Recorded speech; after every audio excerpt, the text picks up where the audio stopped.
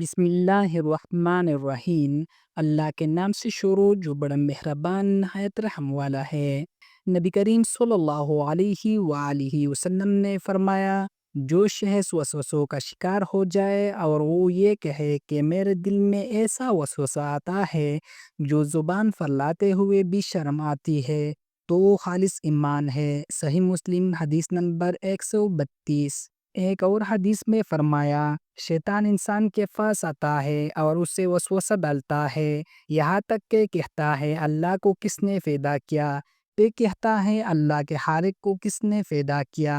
تو جب تمہیں ایسا وسوسہ آئے تو کہہ دو آمنت باللہ، یعنی میں اللہ پر ایمان لایا۔ صحیح بخاری حدیث نمبر 3276۔ صحیح مسلم حدیث نمبر 134۔ وسوسے آنا ایمان کی علامت ہے اور وسوسوں سے لڑنا ایمان کا کمال ہے۔ نبی صلی اللہ علیہ وآلہ وسلم نے فرمایا، شیطان تمہارے دل میں وسوسے ڈالتا ہے تاکہ تمہیں دین سے دور کر دے، لیکن جو شخص اس سے ڈرتا نہیں بلکہ ایمان کے ساتھ جواب دیتا ہے، اللہ اس کے دل کو مزید ہدایت عطا کرتا ہے۔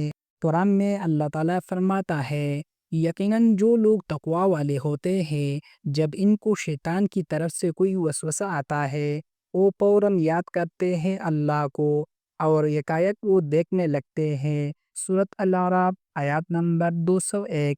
اگر آپ کو بھی دل میں عجیب خیالات، بیہودہ باتیں یا دین کے بارے میں شک پیدا ہو تو گھبرائیے نہیں، یہ شیطان کی چال ہے، اور نبی صلی اللہ علیہ وآلہ وسلم نے فرمایا ہے کہ یہ وسوسے ایمان کی علامت ہے۔ ان سے ڈرنے کی بجائے آمنت باللہ کہیں، قرآن پڑھے اور اللہ سے مدد مانگے۔ اگر آپ کو بھی قرآن و حدیث سننے کا شوق ہے تو چینل کو سبسکرائب کریں، صدقہ جاریہ سمجھ کر دوستوں کے ساتھ یہ ویڈیو شیئر کریں، شاید کسی کا ایمان بچ جائے۔